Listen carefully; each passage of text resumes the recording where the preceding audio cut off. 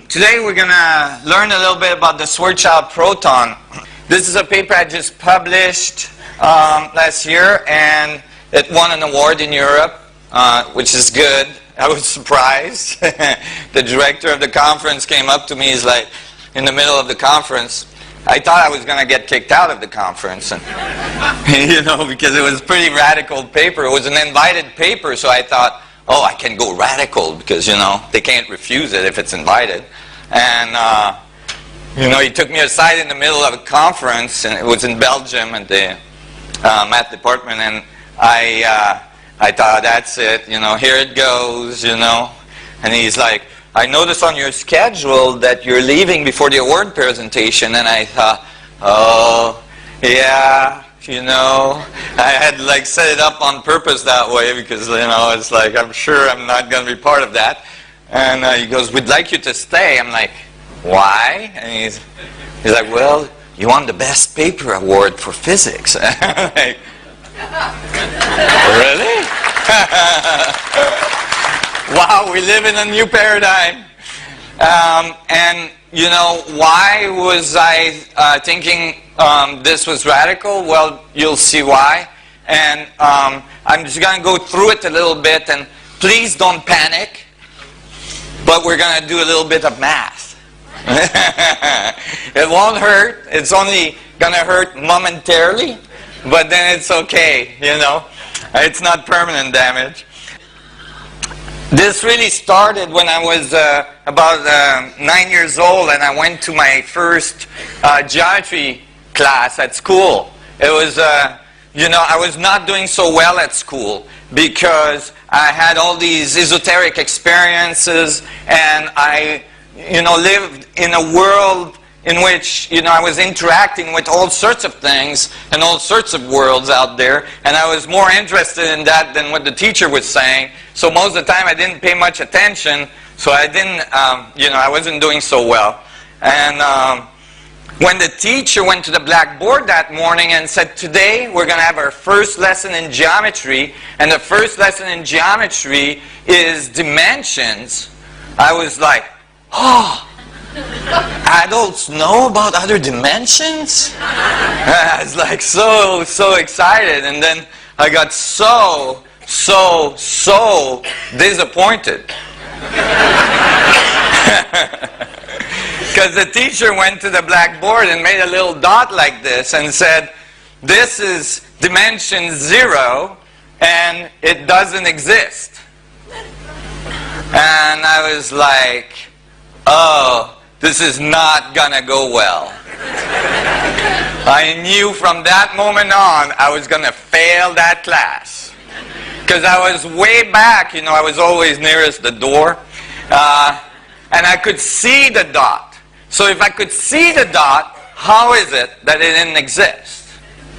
And then the teacher did something remarkable. He put a bunch of dots together, made a line, and said, this is dimension 1, and it doesn't exist either, because it still doesn't enclose volume.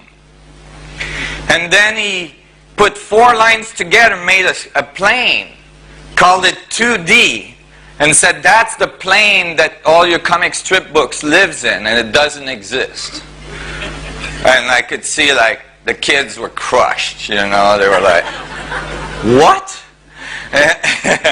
And then he did something miraculous. This is the equivalent of the, miraculous Big Bang,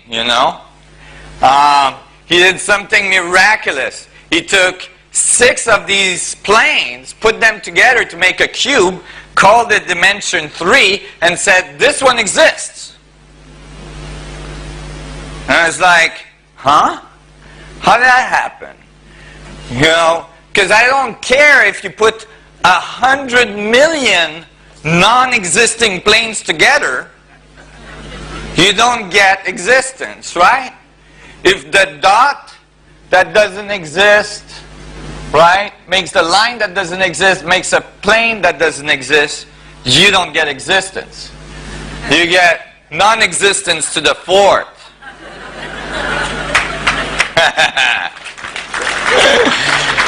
Big issue. I didn't know at the time. Turns out many other thinkers had the same problem throughout the ages. One of them, one of the most famous one, was Buckminster Fuller. Another one was my father, actually, turns out. And, you know, they thought about it, but nobody really solved the issue. And so, why is this important? Well, this is actually the fundamental axiom that most of our physics are written on. And if we, in the math, we write the physics with. So if we have this wrong to start with, if it's incorrect or if it's incomplete, then we're going to get an incomplete or incorrect picture at the end. And so, because people learn this very early in their education, it's usually not revisited ever by the physics community. And at the end of the day, then they have superstrings theory and Calabi-Yell spaces trying to solve equation for unification for advanced physics, and they have to add, you know, planes of freedom one after the other to get like 248 dimensions of Calabi-Yell space, and the equations go on forever. And at the end of the day, it doesn't add up. All right? So, when I was going home from that day, I had this long bus ride to go back to my home because I kept on getting kicked out of the schools closer to my home. A physicist later on told me in a physics conference that that's how I furthered my education. Because I had all this time to think about it, right? And so I'm sitting there, I've got an hour and a half to go, and I'm thinking, man, I gotta solve this dimensional problem. This is not happening. I can't live with this. And I'm thinking, and then the bus is getting fuller and fuller, and I thought, oh, you know, it's getting hot, and so I closed my eyes, and in my mind's eye, I extruded myself from the bus, and I started rising up from the bus, and I saw slowly the bus becoming smaller as I rose further and further, and then I saw the city I was in becoming smaller as I rose further and further and further, and then the continent getting smaller, and then I saw the Earth getting smaller, and as I rose further, I saw the solar system getting smaller, and like looking like a dot, and then I rose further and further, and then the galaxy started to look like a dot, and I thought, oh my God, it's dots all the way up. And then I flew back into the galaxy and looked at the solar system and flew back in and went back to the Earth and found the bus I was in, and I opened my eyes and I looked at my hand and I thought, I wonder what's in there. I closed my eyes, and in my mind's eye, I flew into my hand, and I saw it was made out of millions and millions of dots we call cells. And then I went onto the surface of one of those dots and looked really carefully, and I got finer and finer, and eventually it opened up like it was stars of dots everywhere, billions of them that we call atoms. And then I went to one of those dots, and I looked in the middle of it, and sure enough, what was there?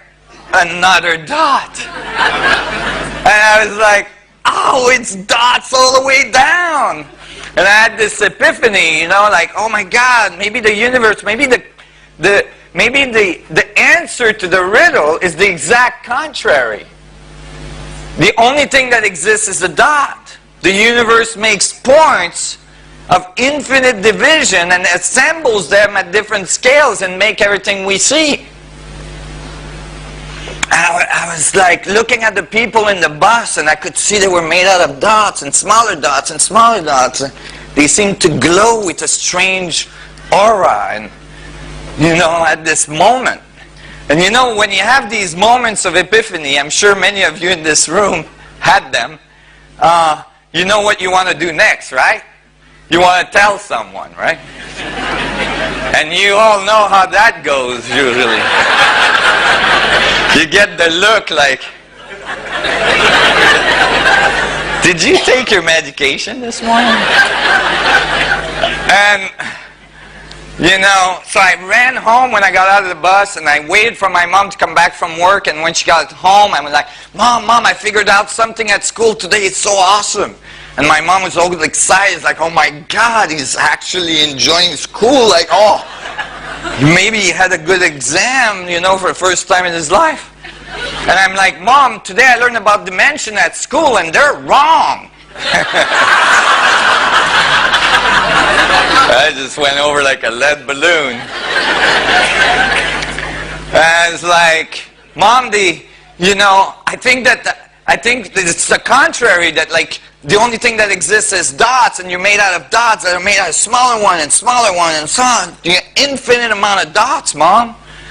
And she looked at me and she said, you know what, I just worked for 8 hours, I'm real tired, I don't feel infinite at all.